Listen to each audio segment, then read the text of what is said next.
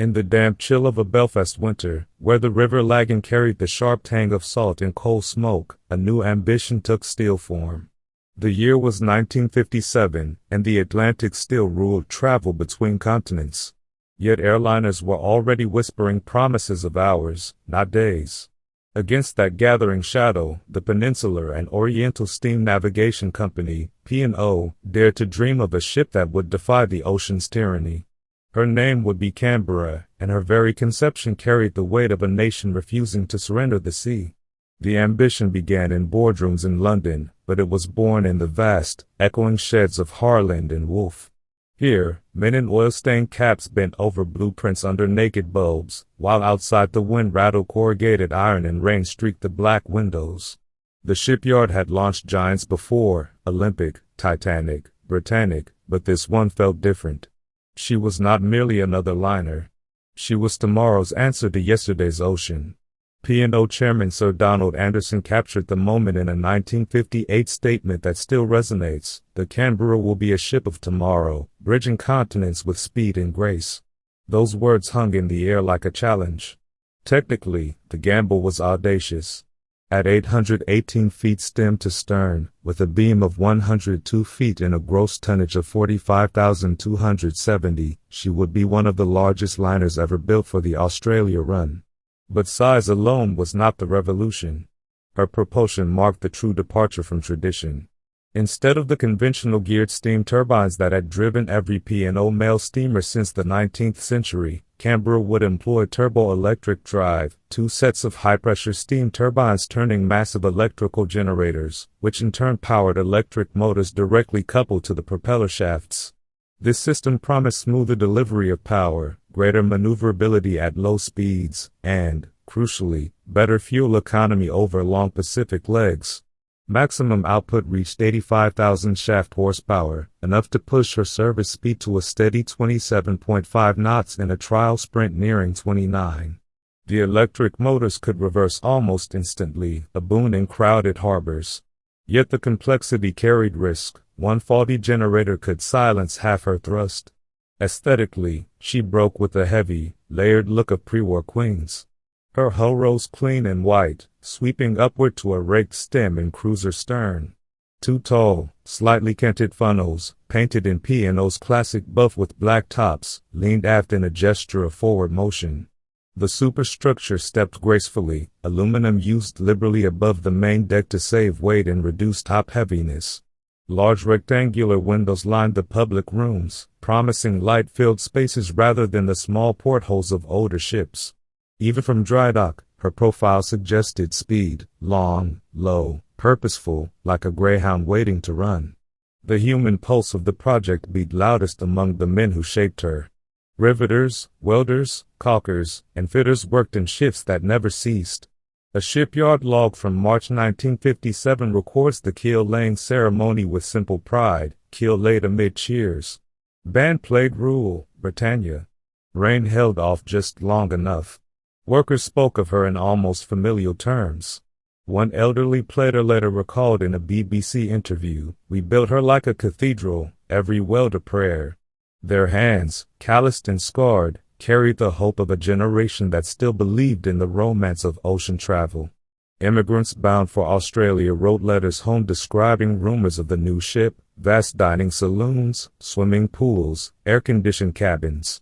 For them, Canberra was not steel and steam, she was the promise of a better life beyond the horizon. Yet even as plates rose and frames locked into place, the first whispers of doubt drifted through the yard. Could turbo-electric machinery really withstand the relentless pounding of the Southern Ocean? Would passengers accept a ship so modern it felt almost alien? The answers lay months ahead, in sea trials and the first departure whistle. For now, the giant grew in silence, her unfinished decks open to the sky, waiting for the moment she would taste salt water. Even as the first plates of Canberra's hull locked together in the graving dock, a quiet tension settled over Harland and Wolff. The sheer scale of what they were attempting was beginning to show. This was no incremental improvement on earlier P&O liners, it was a leap into uncharted territory. Engineers walked the scaffolding at night with lanterns, studying the growing skeleton, wondering if the mathematics would hold when the Atlantic tested her. The gamble was not merely in building bigger, it was in building differently. The most radical decision concerned propulsion. Traditional geared turbines transmitted power through reduction gears that could wear, vibrate, and fail under prolonged strain. Canberra's designers chose turbo-electric transmission instead.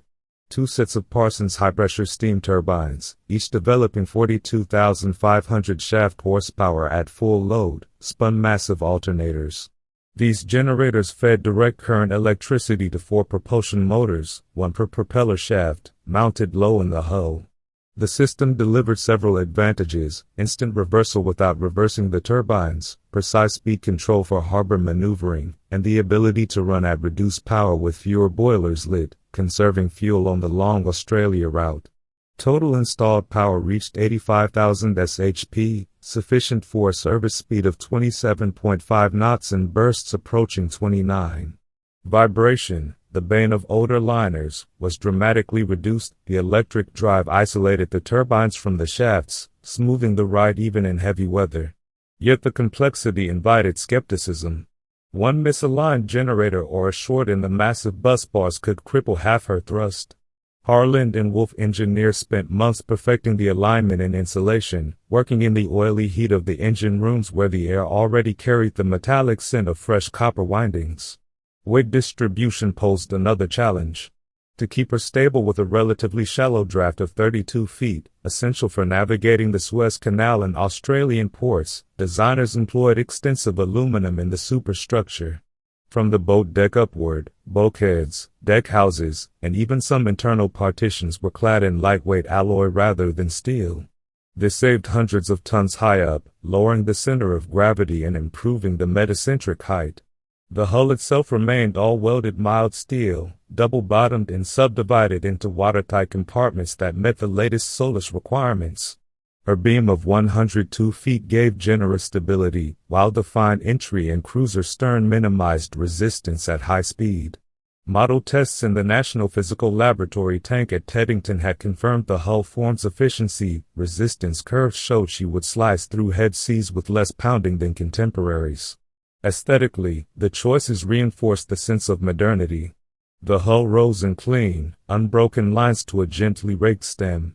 No heavy counter or exaggerated shear, instead, a purposeful taper toward the bow that suggested motion even when she lay still. The 2 funnels, canted aft at a subtle angle, were not merely exhaust stacks, they were visual punctuation marks emphasizing forward momentum. Large rectangular windows flooded the public rooms with daylight, while teak-laid promenade decks stretched uninterrupted for nearly a quarter of a mile. Even the lifeboats, nested in Welland McLaughlin gravity davits, were positioned to preserve the ship's sleek profile rather than clutter it.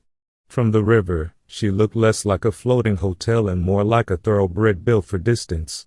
The men who labored on her felt the weight of that ambition. Fitters installing the propulsion motor spoke in hushed tones of the machinery size. Each rotor weighed over 30 tons and had to be lowered into place with surgical precision. A foreman's memoir preserved in the shipyard archives reads, "We knew she was different the moment the first generator arrived. It wasn't just another engine, it was the future arriving in pieces." Workers took quiet pride in the invisible details, the soundproofing between engine rooms and passenger spaces, the labyrinth of ventilation ducts that would deliver cool air even in the Red Sea heat, the careful routing of electrical cables to prevent interference with radio and radar. Yet as the hull closed over the machinery and the superstructure began to rise, the question lingered unspoken among the engineers. Would this marriage of electricity and steam truly endure the Southern Ocean's long, rolling swells? The launch was approaching, and with it the first real proof.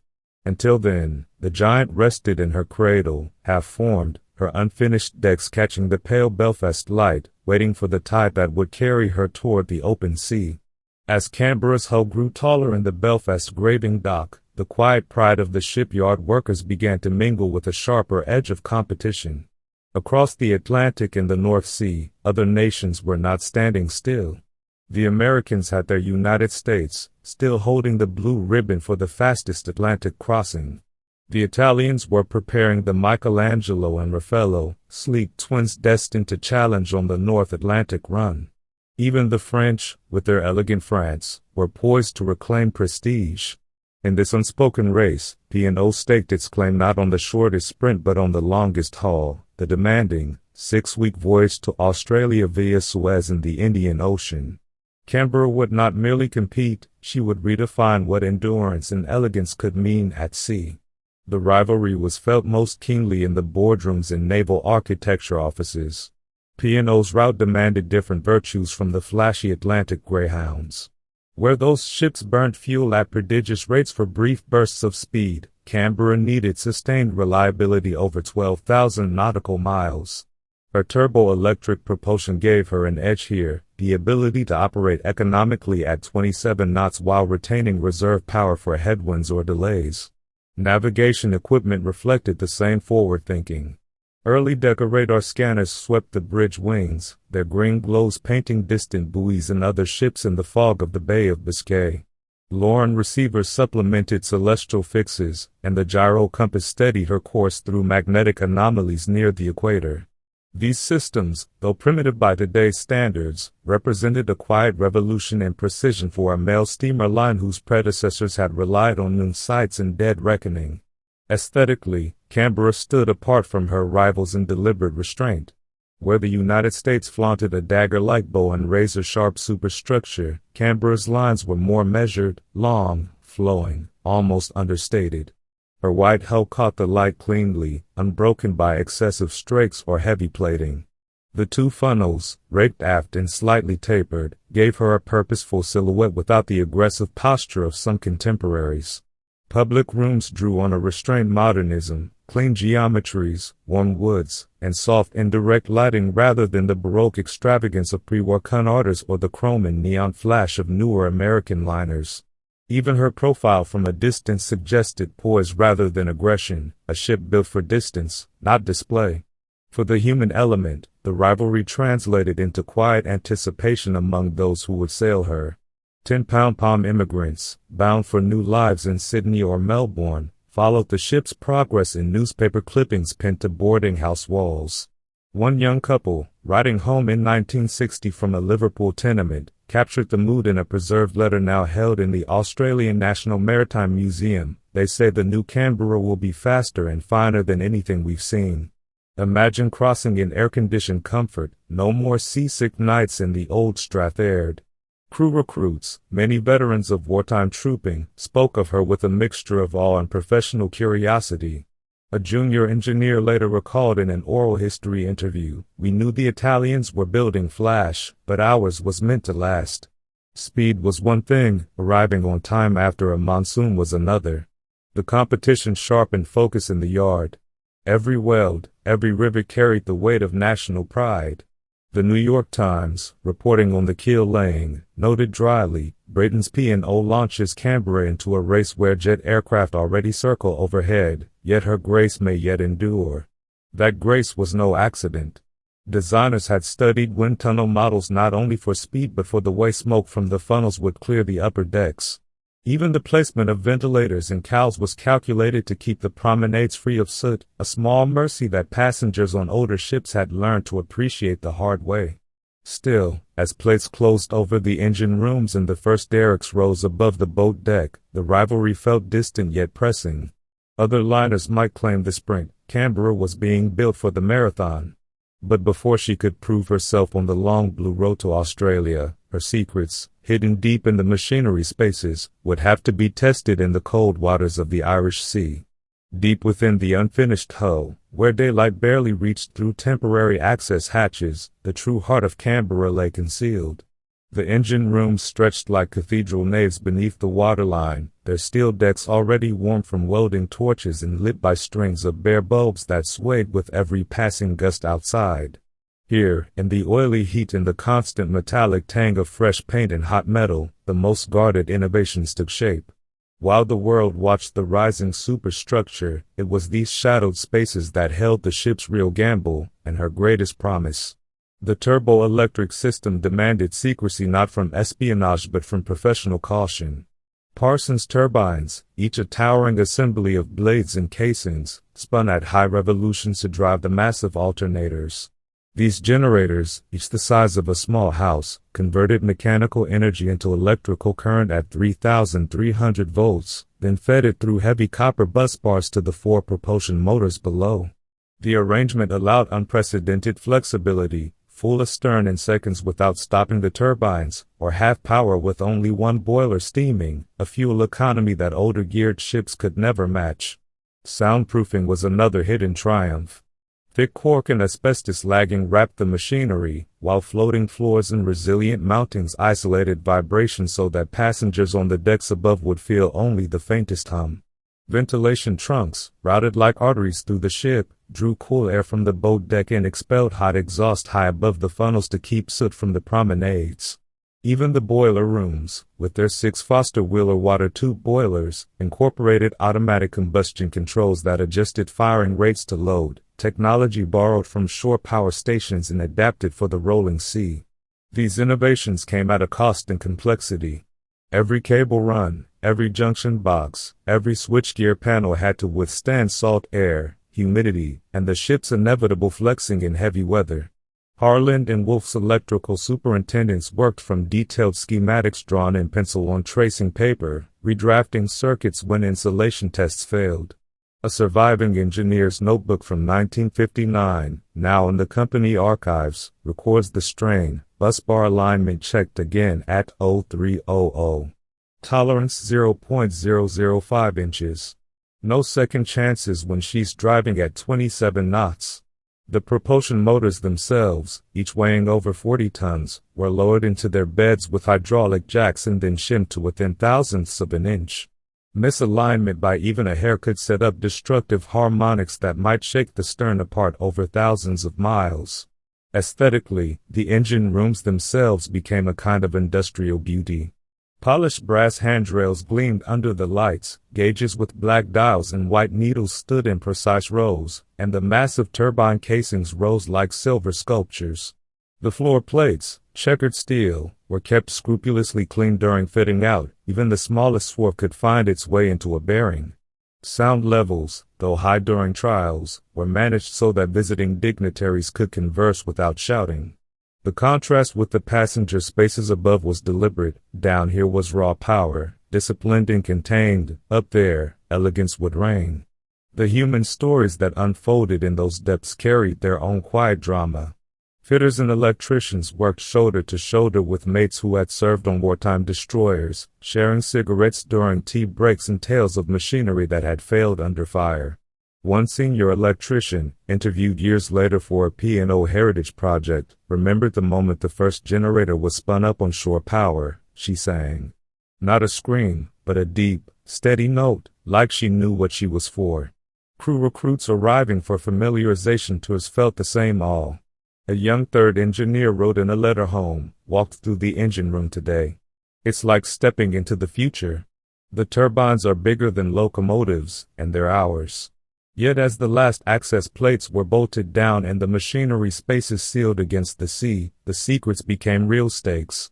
Every test run in Belfast Lock would expose whether the system could deliver on its promises, or whether the complexity would prove a fatal indulgence. The launch loomed closer, the tide tables already marked. Soon the giant would float free, her unfinished deck still smelling of fresh teak and primer, and the first true measure of her hidden strength would begin. On the morning of June 2, 1961, Southampton's ocean terminal trembled with restrained excitement. A light southwest breeze carried the salt of the Solent across the quayside, mingling with coal smoke from tugs and the faint perfume of flowers tossed from the crowd. Thousands lined the barriers, families waving handkerchiefs, school children on half-day holidays, reporters with notebooks and flashbulbs. High above them, Canberra lay alongside, her white hull catching pale sunlight, 2 buff funnels towering like sentinels. At precisely 12:30, 3 deep blasts from her whistles rolled across the water, answered by every vessel in the port. Mooring lines, thick as a man's arm, creaked under strain as tugs nudged her gently stern first into the channel. The moment she cleared the berth, the crowd's cheer rose sharp and sudden, then fell quiet as if the enormity of what was happening had just sunk in. A new era was slipping its moorings. The tension aboard was palpable, though masked by ceremony. Captain John Treasure Jones stood on the starboard wing of the bridge, hands clasped behind his back, eyes scanning the narrowing channel. Below, in the wheelhouse, officers spoke in low voices, confirming headings and speeds. The turbo-electric drive responded with uncanny smoothness. A slight movement of the telegraphs brought instant, silent power from the motors. No clanking gears, no shudder of reversing engines, just a deep, steady vibration that rose through the steel deck plates like a pulse. She cleared the nav tower at 27 knots, the wake streaming white behind her cruiser stern, and the Isle of Wight slipped past a port under a sky streaked with high cirrus. Navigation relied on the new Decker radar and the ship's master gyro compass. Every fix was plotted with precision, the chart table already marked for the long run down to Gibraltar. Technically, the crossing was a proving ground. The service speed of 27.5 knots had to be sustained through Biscay's notorious chop in the variable currents of the Mediterranean. Fuel consumption was monitored hour by hour. The boilers burned bunker sea oil at a rate calculated to leave ample reserve for the Red Sea heat. Stabilizers, 2 pairs of Denny Brown fins, extended from the bilges, their hydraulic rams countering roll with quiet authority.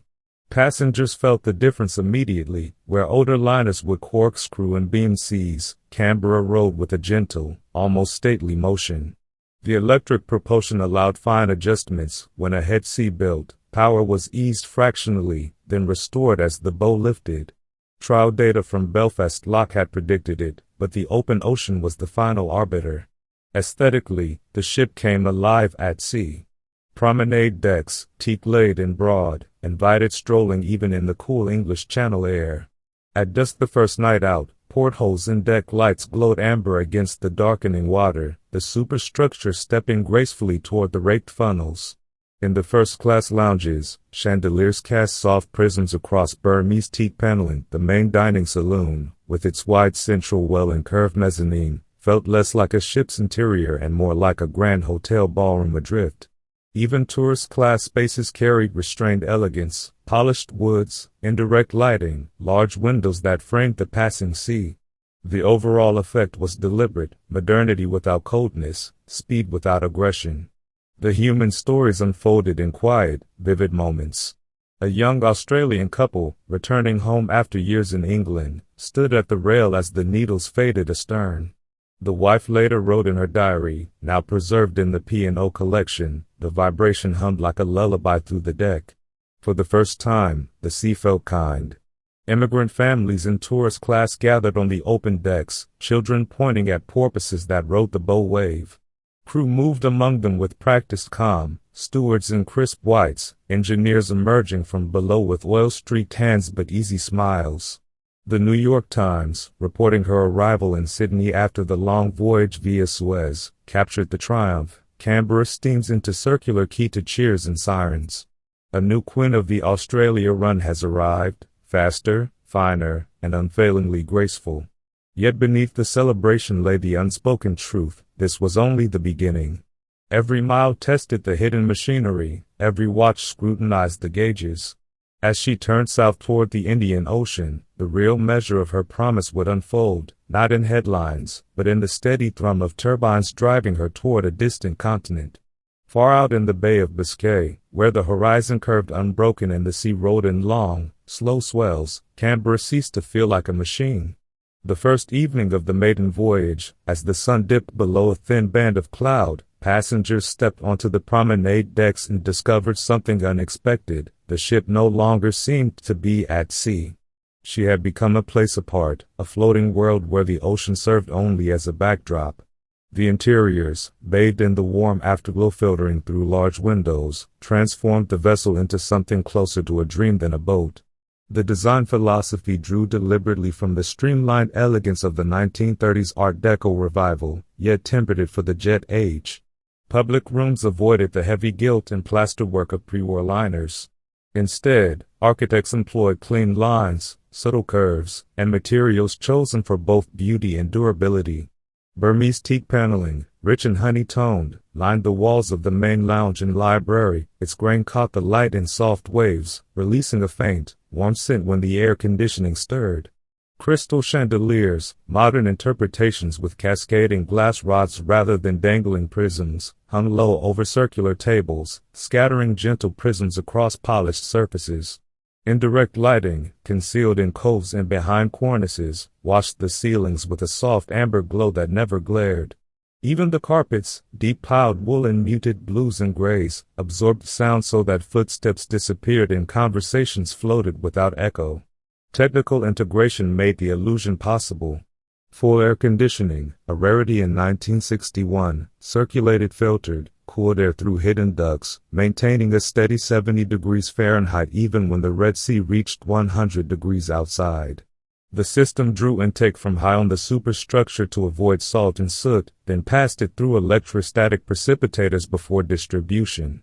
This kept cabins fresh and public rooms comfortable without the drafts or noise of older forced ventilation setups.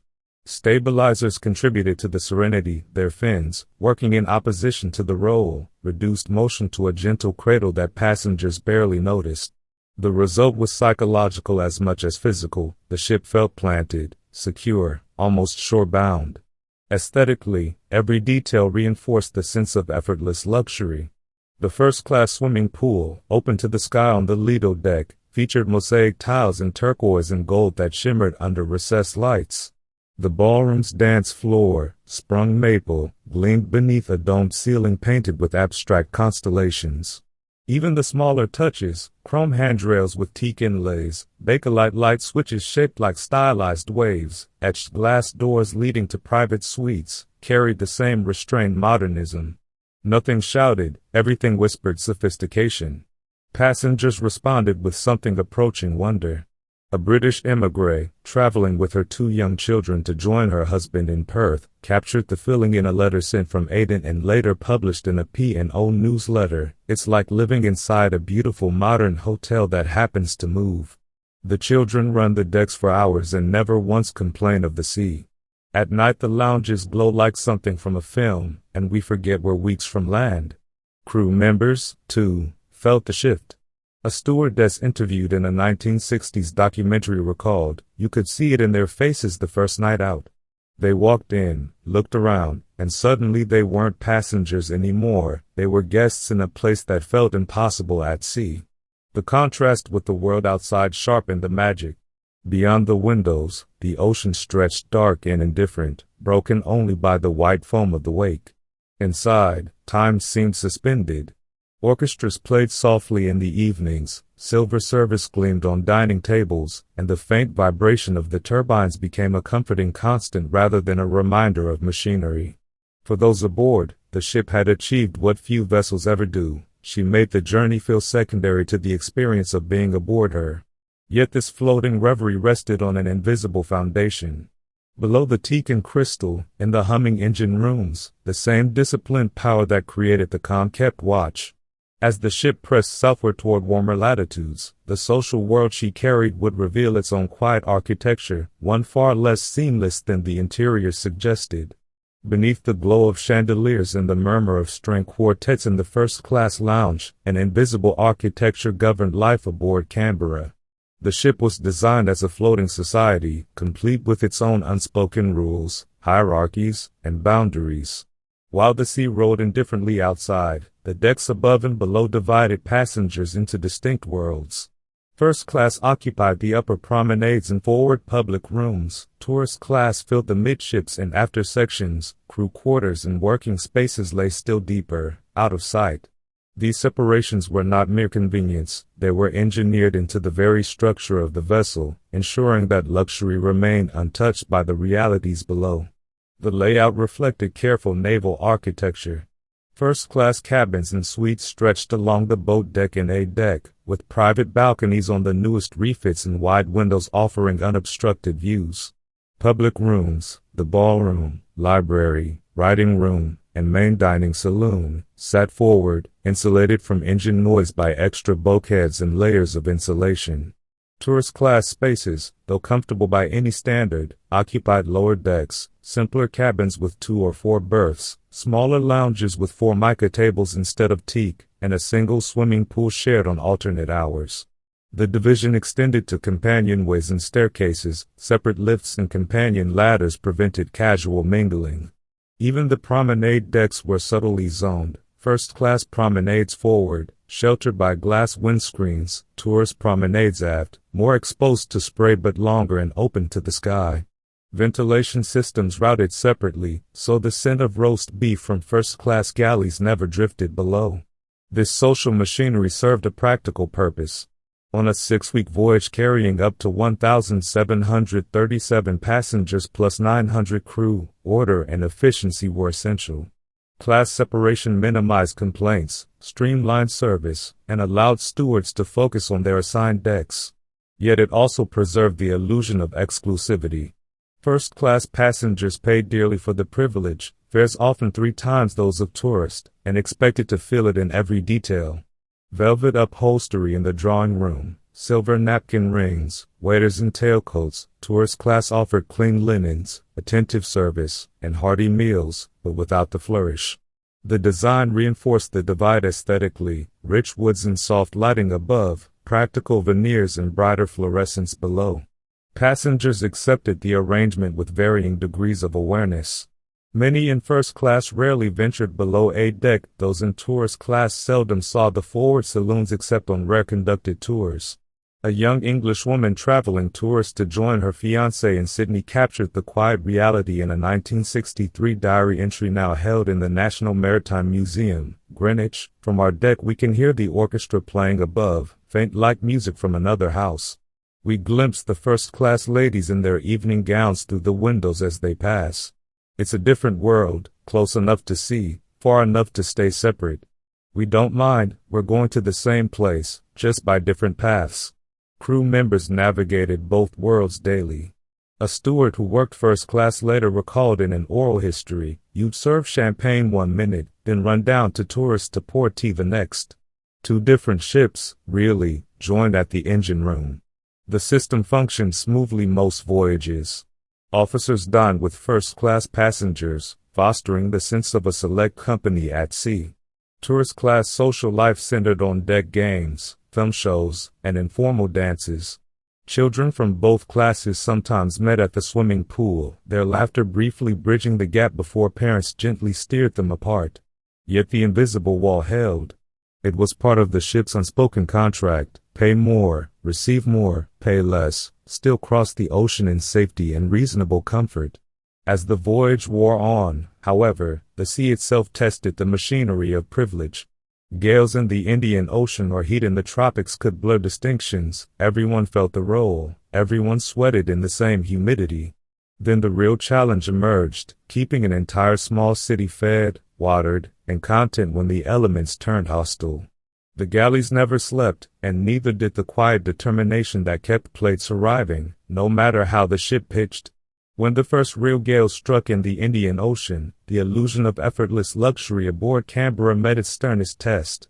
The sky turned the color of bruised steel, and long, rolling swells lifted the ship's bow high before dropping it into the trough with a deep, shuddering sigh. Spray whipped across the forward decks, rattling against the glass windscreens. Inside, the chandeliers swayed in slow, hypnotic arcs. Yet the galleys never paused. Deep in the ship, where the air carried the mingled scents of roasting meat, fresh bread, and hot oil, a small army of cooks, bakers, and stewards worked against the clock in the elements to feed nearly 3,000 souls 3 times a day, no matter how violently the ocean tried to interrupt. The task was monumental in scale and precision. Canberra's galleys occupied 2 main levels forward of the engine rooms, connected by dumbwaiters and service lifts that ran the height of the ship.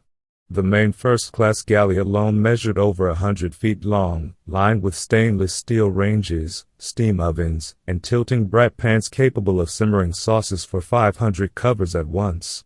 Refrigeration plants, buried low in the hull, maintained walk-in cold rooms at precise temperatures, 34 degrees for fresh meat, 28 for fish, 0 for ice cream. Water came from evaporators that distilled seawater at 200 gallons per hour per unit, then passed it through demineralizers to remove the last trace of salt. In fair weather the system ran smoothly. In a gale, when the ship pitched 20 degrees, the evaporators had to be throttled back to prevent carryover of brine, and freshwater tanks were drawn down carefully to stretch supplies until the next calm. Food preparation followed military rhythm. Breakfast began at 0600 for the earliest risers, kippers grilled to order, eggs poached in copper pans, toast sliced from loaves baked overnight in deck ovens. Lunch and dinner offered multi-course menus, clear consommé, roast sirloin with Yorkshire pudding, Bombay glacé, served on fine china that had to be secured with non-slip mats when the deck canted. Stewards carried loaded trays up companionways braced against the roll, balancing silver coffee pots that threatened to spill at every step. In tourist class the fare was simpler but no less abundant: shepherd's pie, steamed puddings, curries for the Indian Ocean run. Portions were generous, complaints were rare.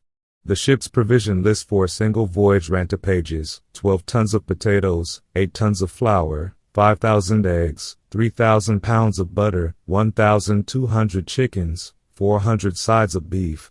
Everything arrived in Southampton cold stores, loaded by crane into the refrigerated holds, then transferred daily to the galleys via insulated trucks on rails. The human effort behind the scenes was relentless. Chefs worked 12-hour shifts in temperatures that hovered near 90 degrees even with exhaust fans roaring.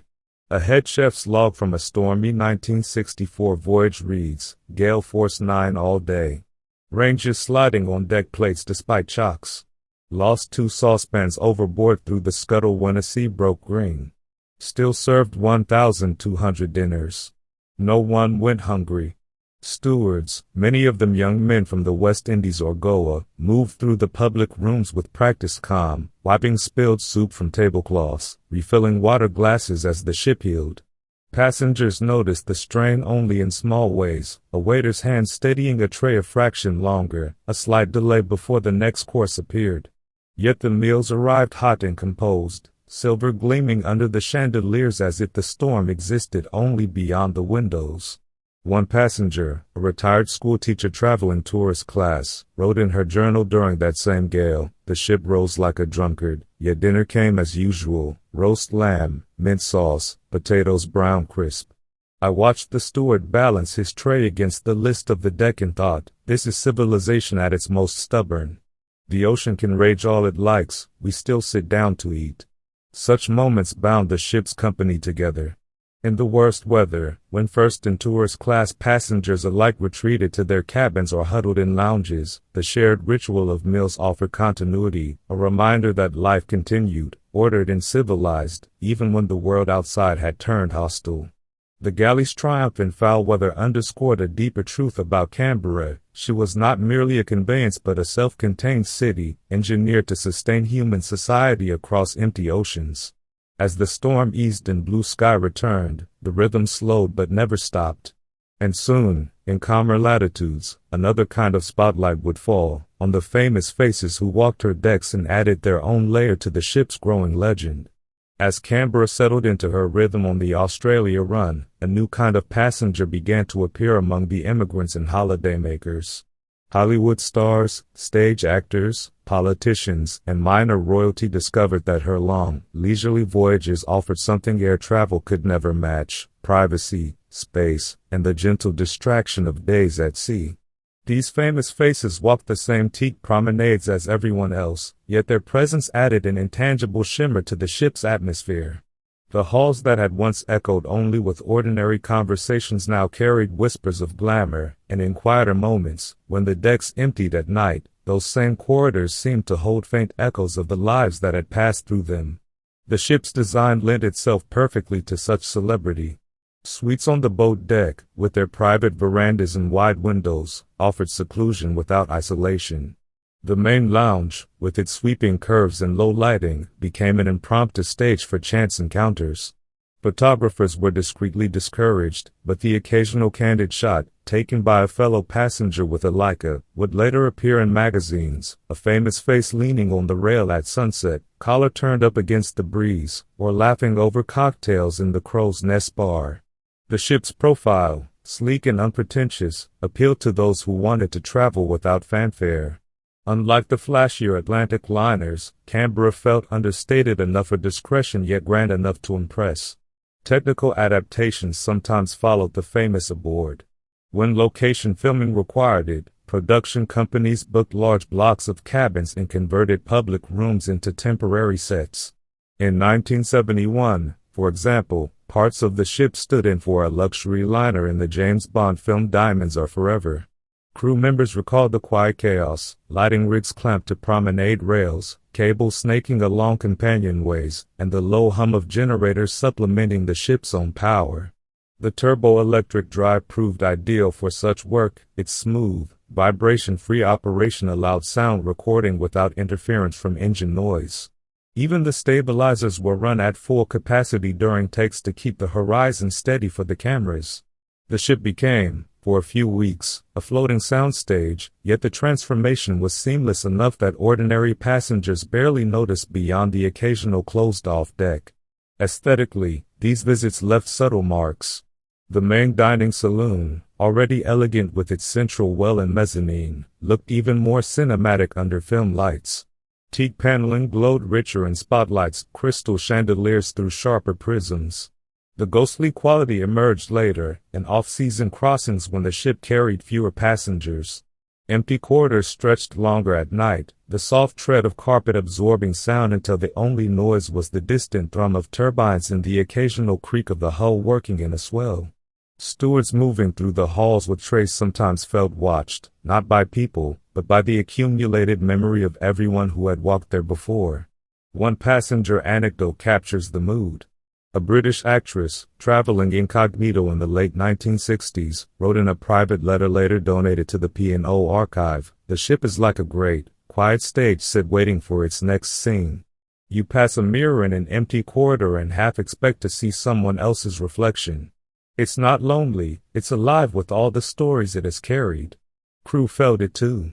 A long-serving purser recalled in an oral history interview, "You'd see them, rock stars, film directors, even the odd exiled prince, sitting alone at the rail at 3 a.m, just staring at the wake. They came for escape, same as anyone. The ship gave it to them, and then she kept a piece of them when they left." These encounters built the myth. Newspapers ran small items: Canberra carries Orson Welles to Sydney, or Sean Connery enjoys quiet voyage aboard new P&O flagship. Yet the real legacy lay not in headlines but in the way the ship absorbed fame without changing. She remained herself, steady, graceful, a place where ordinary lives and extraordinary ones briefly shared the same deck space. As the years passed, the famous came and went, but the halls retained their quiet dignity, waiting for the next traveler to add another layer to the story. Still, the North Atlantic, and later the Southern Ocean, held no respect for celebrity. When the weather turned truly foul, even the most storied passengers discovered that the sea made equals of everyone aboard. One night, in particular, would test that equality to its limit.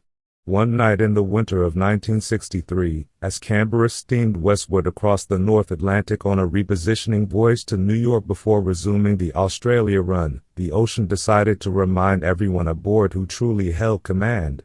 The barometer had fallen steadily all day. By dusk it stood at 28.80 inches and still dropping.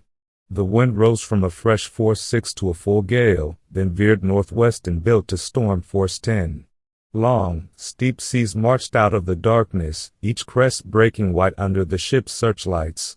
The deck lights flickered as spray lashed the bridge windows. Inside, the hum of the turbines took on a deeper, more urgent note.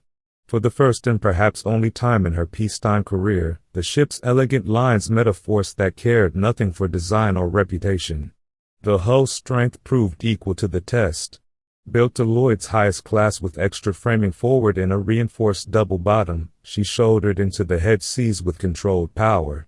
The fine entry at the bow parted the waves cleanly rather than slamming into them. The cruiser's stern lifted smoothly over following swells instead of burying itself. Denny Brown stabilizers, their fins extended to maximum, countered much of the roll, though in seas this steep they could only mitigate, not eliminate, the motion. The ship heeled to 25 degrees at times, yet the metacentric height, carefully preserved by the aluminum superstructure, brought her back upright with deliberate steadiness.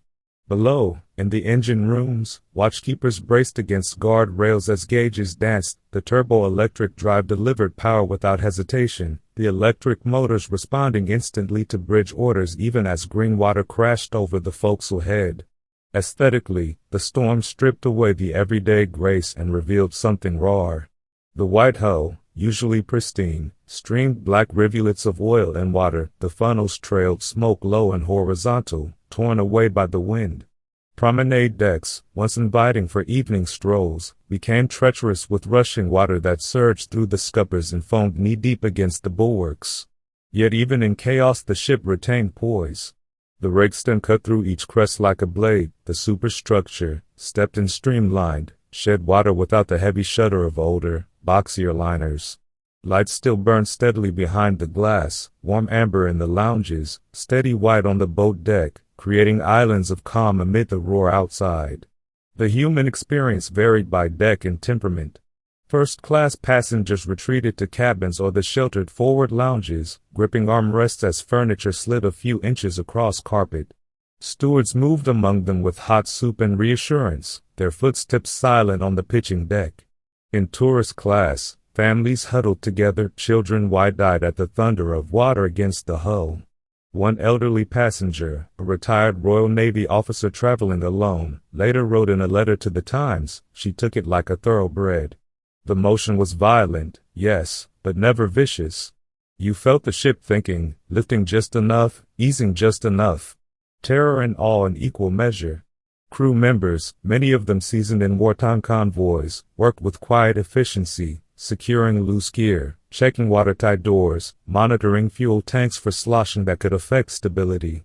The captain's night order book, preserved in the P&O archive, records the watch with understatement: gale force 10, heavy head sea. Course maintained 285 degrees. Speed reduced to 22 knots, ship behaving well, no damage reported. By dawn the wind began to moderate, though the sea remained confused and steep for hours more. Passengers emerged blinking into pale light, some unsteady but none broken. The decks, littered with torn life raft lashings and scattered debris, were hosed down before breakfast. In the dining saloons, silver service resumed as if the night had been a minor interruption. Yet the experience lingered. For those aboard, the storm had peeled back the veneer of luxury to reveal the underlying truth. Canberra was not merely beautiful, she was strong. The same disciplined engineering that created quiet lounges and smooth rides had been forced to endure when the ocean turned unforgiving.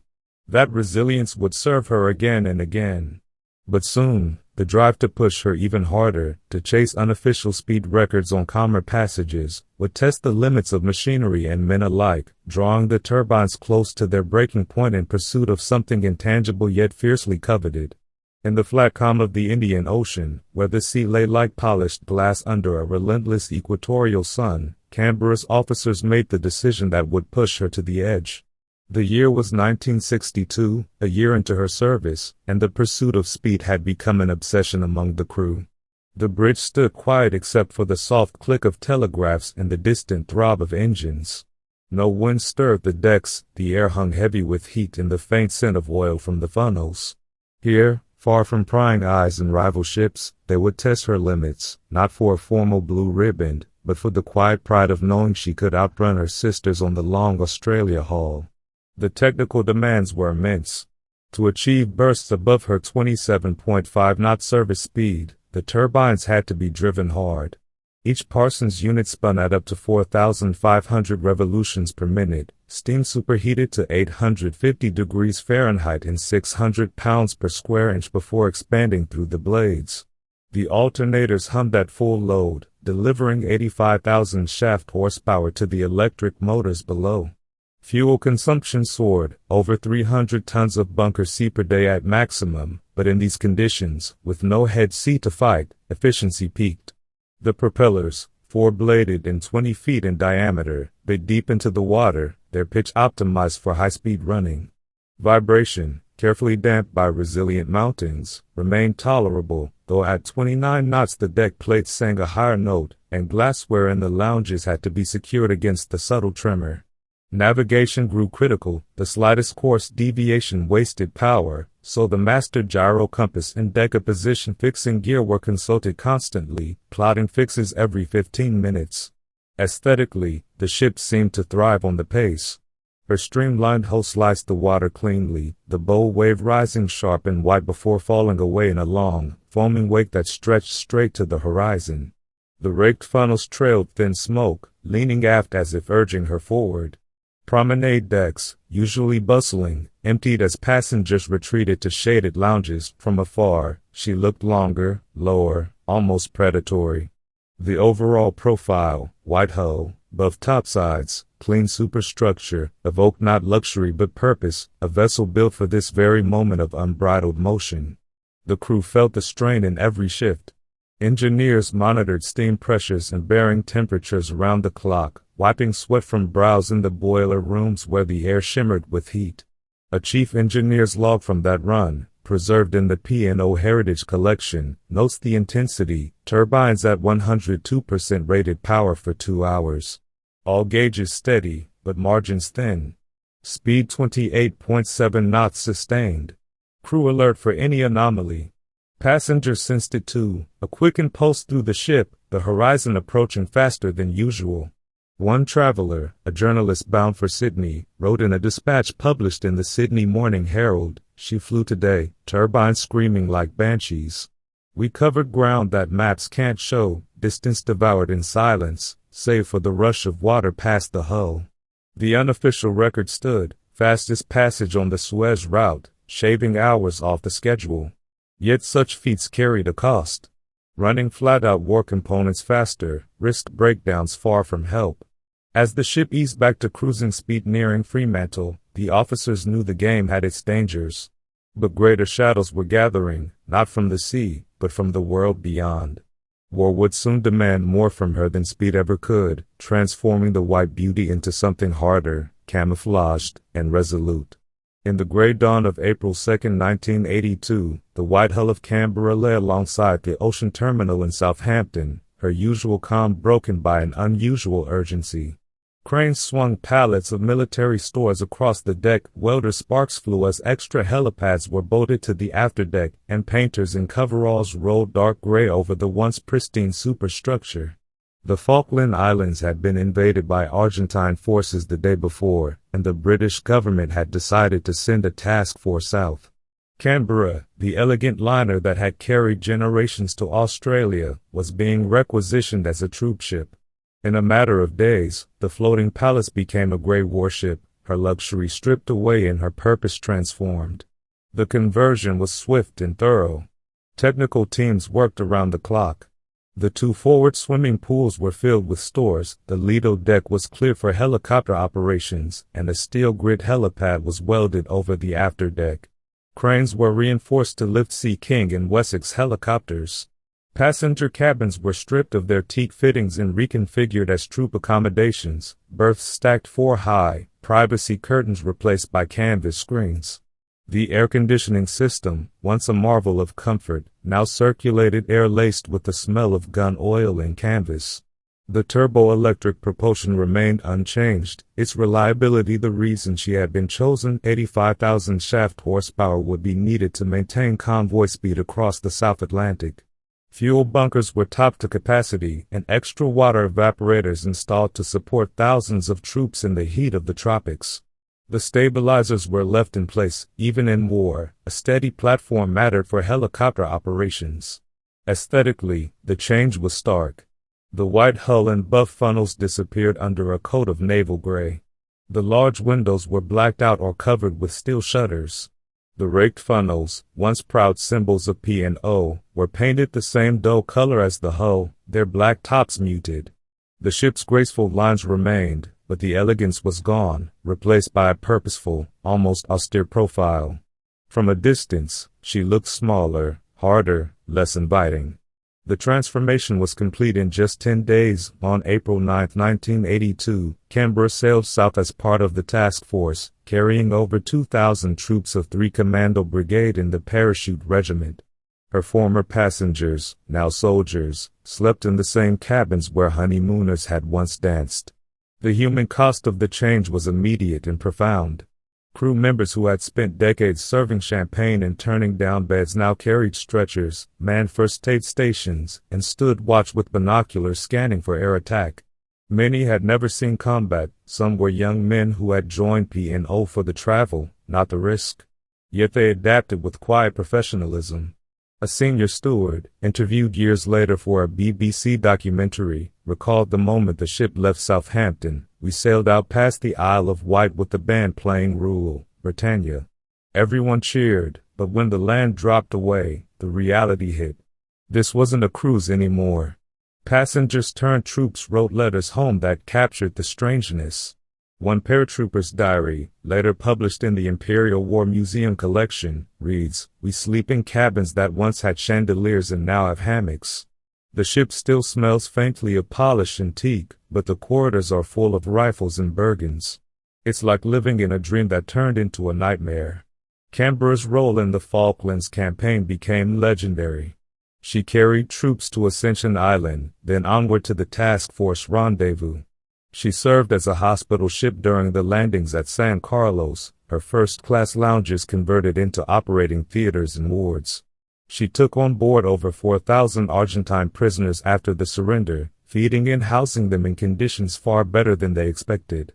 Through it all, the ship endured, bombing raids, air alerts, the cold of the South Atlantic, without a single fatality among her crew or passengers. The same hull that had once carried film stars now carried the wounded and the weary. When the war ended and Canberra returned to Southampton on July 11, 1982, she was cheered home by thousands. The grey paint was already flaking beneath it, the white hull waited to be restored. But the experience had changed her forever. Luxury would return, but the ship now carried a deeper identity, one forged in conflict, not in glamour. As the years passed, the world moved on. Jets grew faster, cheaper, and more frequent. The sound of their engines overhead became a quiet prophecy. The era of the great ocean liners was drawing to a close. High above the North Atlantic on a crisp autumn morning in the late 1960s, the low drone of jet engines cut through the quiet that had once belonged only to gulls and wind. A Boeing 707, silver and swift, passed overhead at 30,000 feet, its contrails stretching straight and white against the blue. On Canberra's promenade deck, passengers paused, shielding their eyes to watch the silver dart disappear toward the horizon in minutes. Below, the ship pressed steadily onward at 27 knots, her wake a long, patient ribbon across the sea. That distant sound, the whine of turbines fed by kerosene rather than bunker oil, carried a message few could ignore. The age of the ocean liner was entering its twilight. The threat had been building for years. Commercial jet service across the Atlantic began in earnest in 1958 with Boeing's Comet 4 and Pan Am 707. By the mid-1960s, fares had fallen and schedules had shrunk. What once took 6 days now took 6 hours. For the Australia run, the mathematics were even harsher. A Qantas 707 could fly London to Sydney in under 24 hours with stops. Canberra required 35 days round trip, including turnaround in Circular Quay. Passengers who once accepted the voyage as part of the adventure now weighed the cost and time against the comfort of reclining seats at altitude. P&O responded by refitting Canberra for full-time cruising, removing some first-class cabins to add more public spaces, extending Lido areas, and marketing shorter holiday voyages to the Mediterranean and Caribbean. Yet the economics remained unforgiving. Fuel for a single jet flight cost far less per passenger mile than the thousands of tons of heavy oil Canberra burned on a long haul. Maintenance crews grew smaller as voyages shortened. The grand engine rooms, once bustling with watchkeepers, echoed more often with silence. Technically, the comparison was stark. Jet aircraft achieved Mach 0.82 at altitude with swept wings and bypassed turbofans. Canberra's turbo-electric system, revolutionary in 1961, now belonged to an earlier era of propulsion. Her 85,000 shaft horsepower drove 4 propellers through salt water. A 707's 4 engines pushed air. The physics favored the sky: no hull resistance, no pitching in swells, no barnacle drag. Navigation shifted to VOR, DME, and inertial systems replaced the gyro compass and Deca radar that still guided Canberra through fog. Even her stabilizers, once a marvel, seemed quaint beside the smooth ride above the weather. Refits added satellite communications and updated radar, but they could not close the speed gap. Aesthetically, the ship fought to stay relevant. Public rooms received fresh carpets and updated lighting. New Lido cafes appeared with bright awnings and poolside grills. The Art Deco restraint that had once felt modern now carried a gentle nostalgia. Passengers still strolled the teak decks at sunset, still gathered in the ballroom under chandeliers that cast the same soft prisms. Yet the ship's profile, long, low, purposeful, began to look dated beside the angular fins and swept tails of jetliners photographed in travel brochures. From the air, Canberra appeared small and slow against the vastness of ocean. From her own decks, the passing jets reminded everyone how small the world had become. The human response unfolded in quiet, personal ways. Older travelers clung to the ritual of shipboard life, dressing for dinner, walking the promenade after coffee, watching the wake at dusk. Younger ones arrived with transistor radios tuned to BBC World Service and spoke of flying out next time. A retired couple, completing their final voyage in 1974, wrote in a farewell note to the purser, later quoted in a P&O retrospective, "We chose the ship because we wanted time to read, to talk, to watch the sea change color. The jets give speed, but they take the journey away." Crew felt the shift most keenly. Officers who had joined in the 1950s watched passenger numbers dwindle on the Australia route. Stewards who once served full houses now waited on half-empty tables. The ship still sailed, still gleamed, but the crowds thinned. By the 1980s, even after her heroic return from the Falklands, the pattern was clear.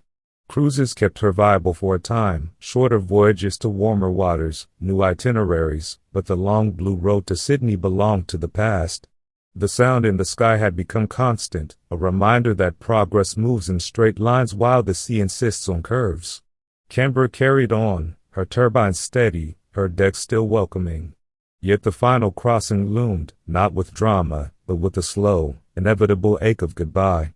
In the soft October light of 1997, Southampton water lay mirror calm as Canberra eased away from the ocean terminal for the last time. No brass band played, no crowds pressed the barriers with flags and flowers.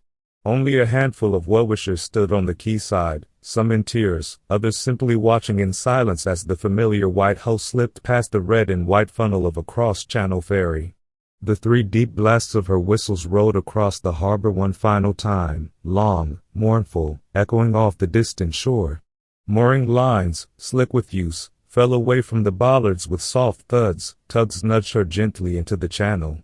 As she turned toward the Solent, the wake began to form behind her cruiser's stern, a slow, widening V that carried the weight of 36 years. The ship moved with the same deliberate grace she had always shown, yet everything felt heavier. The engines turned at reduced revolutions, no need now to hurry. Vibration through the deck plates was gentler, almost tentative, as if she knew this was farewell. Officers on the bridge spoke in low voices, checking headings more out of habit than necessity. The gyro compass ticked softly, radar screens glowed with familiar blips of fishing boats and ferries. Below, in the engine rooms that had once roared at full power, watchkeepers moved quietly among the turbines and generators. Steam pressures were kept low, boilers lit only as needed. The turbo-electric drive, so revolutionary in 1961, delivered its final miles with the same smooth reliability it had shown on the maiden voyage. Yet the spaces felt empty, fewer hands on the throttles, fewer voices on the sound-powered phones. The machinery seemed to sense the end. The deep hum carried a note of resignation. Aesthetically, the ship wore her age with quiet dignity. The white hull still gleamed under fresh paint applied for this last journey, though faint streaks of rust showed at the waterline where time had begun to claim her. The buff funnels stood tall, their black tops catching the low sun. The raked stem cut the water cleanly, as it always had. Promenade decks, once thronged, lay almost deserted. Teak planks, worn smooth by millions of footsteps, reflected the pale sky. Public rooms, lounges, dining saloons, the ballroom, stood silent, chandeliers dimmed, carpets rolled back in places to reveal the steel beneath. The Art Deco elegance remained, untouched by decades, Burmese teak paneling still warm to the touch, crystals still scattering soft light when switched on for the final dinners. Yet the spaces felt hollow, like rooms in a house after the furniture has been carried out. The human farewell unfolded in small, piercing moments. Crew members who had served her for 20, 30 years walked the decks one last time, touching rails they had polished countless times, pausing at favorite corners. A long-serving chief steward stood alone in the main lounge, remembering the nights when orchestras played and passengers danced under those same chandeliers. He later told a reporter from the Times, "She was more than steel to us. She was home." Saying goodbye felt like losing family. Passengers on this final commercial voyage, mostly loyal repeat travelers and maritime enthusiasts, gathered at the rails as the needle slipped past to starboard. One elderly couple, who had honeymooned aboard in 1963, held hands and watched England fade. The wife wrote in a letter preserved by P&O Heritage, "The ship seemed to know. She moved so gently, as if trying not to disturb us. We cried, but not from sadness alone, from gratitude for all the miles she carried us." As night fell, the lights came on one deck at a time, portholes glowing amber, deck lamps tracing the superstructure's familiar curves. The wake stretched astern, phosphorescent under a rising moon. In the wheelhouse, the captain gave the order to reduce speed further. There was no hurry now. The course lay south toward the breakers at Gadani Beach in Pakistan, where she would be dismantled piece by piece. No ceremony awaited her there, only acetylene torches and the slow unmaking of what had once been a marvel. Yet even in that knowledge, the ship carried herself with the same poise she had shown through gales, wars, and the quiet years between. The final crossing was not dramatic. It was tender, deliberate, almost reverent. When the pilot left at the Nab Tower, he saluted the bridge wing. The officers returned the gesture in silence. Then she was alone with the sea again, one last voyage under her own power, her turbines turning steadily toward the horizon she had chased for nearly 4 decades. The lights dimmed gradually as the night deepened, until only the navigation lamps remained, red to port, green to starboard, white steaming light high on the foremast. In that quiet glow, Canberra slipped away from the land she had served so long, carrying with her the memories of everyone who had ever walked her decks. Her story did not end there. Steel may rust and funnels may fall, but the echo of a great ship lingers far beyond the scrapyard. In museums, in books, in the dreams of those who still hear the sea, she endures. Decades after the last torch cut through her hull on the beaches of Gadani, the name Canberra still carries weight in the quiet corners of maritime memory. Steel turns to scrap, funnels topple, and engines fall silent, yet some ships refuse to vanish entirely. They linger in the way a great building lingers after demolition, in blueprints studied by students, in photographs framed on walls, in the stories told by those who once walked her decks. Canberra endures not because she was the fastest or the grandest, but because she bridged eras with quiet dignity, the last of the great mail liners, the reluctant hero of a distant war, the final witness to an ocean world that air travel would eclipse. Her technical influence spread farther than the breaker's yard. The turbo-electric propulsion she pioneered in 1961, once dismissed by some as an expensive experiment, proved its worth in reliability and flexibility. Modern cruise ships and specialized vessels, icebreakers, research ships, even certain naval auxiliaries, adopted similar systems when instant power reversal, low vibration, and economical cruising mattered more than raw-geared speed. Her use of extensive aluminum in the superstructure set a precedent for weight savings without sacrificing strength. Today's megaliners employ advanced alloys and composites that trace their philosophy back to those early calculations in Harland and Wolff's drawing offices. Stabilizer technology, refined on her long hauls, evolved into the massive fin and tank systems that keep 21st-century cruise ships level in moderate seas. Even her hull form, fine entry, cruiser stern, moderate beam, remains a textbook example in naval architecture courses when instructors want to show how efficiency and seakeeping can coexist with passenger comfort. Aesthetically, her imprint is subtler but no less lasting. The restrained modernism of her interiors, the clean teak, the indirect lighting, the absence of excess gilt, helped shift liner design away from pre-war opulence towards something more democratic and timeless. Contemporary cruise terminals display models and renderings that echo her profile, long, low, purposeful, with raked funnels that suggest motion even at rest. Naval architects still reference her when briefing young designers on how to balance elegance with function. In popular culture, she appears in documentaries, in model builder forums, in the occasional film still from Diamonds Are Forever.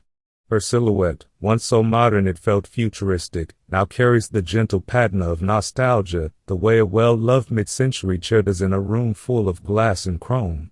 The human legacy runs deepest. Thousands of immigrants crossed to new lives aboard her, carrying memories of first sightings of the Southern Cross from her decks, of children born in her sick bay, of farewell said at Tilbury and reunions at Circular Quay. Veterans of the Falklands remember her not as a liner but as a floating field hospital, a steady platform when the world tilted. Crew who served her across decades speak of her with the affection reserved for family. A former captain, interviewed in 2015 for a BBC radio program on Great British ships, said simply, "She never let us down.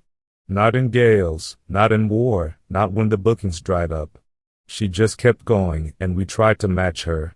Passenger letters, diaries, and oral histories collected in maritime museums form a quiet chorus, gratitude for the time she gave them, for the journey rather than the destination. Today, fragments of her survive. A builder's model rests under glass at the National Maritime Museum in Greenwich. A section of teak rail graces a display in Southampton Sea City Museum. Her bell, polished and resonant, tolls occasionally at P&O heritage events. Yet the truest monument is intangible. When modern cruise passengers walk broad promenades or sit in air-conditioned lounges watching the sea slide past, they unknowingly inherit something of her. When engineers design a new propulsion plant or calculate stability curves, they draw, however distantly, from lessons her trials and voyages taught. And when someone stands at a rail at dusk, listening to the wake hiss along the hull and feeling the faint vibration through their feet, they touch the same quiet magic that once made a steel giant feel like home. Canberra was never meant to last forever. No ship is. But she carried her passengers, her crew, and her era across oceans with a grace that refuses to fade. In a world of instant arrivals, she reminds us that some journeys are measured not in hours, but in the stories they leave behind. Her wake has long smoothed out on the surface of the sea, yet it still ripples through time, steady, unhurried, and unmistakably hers.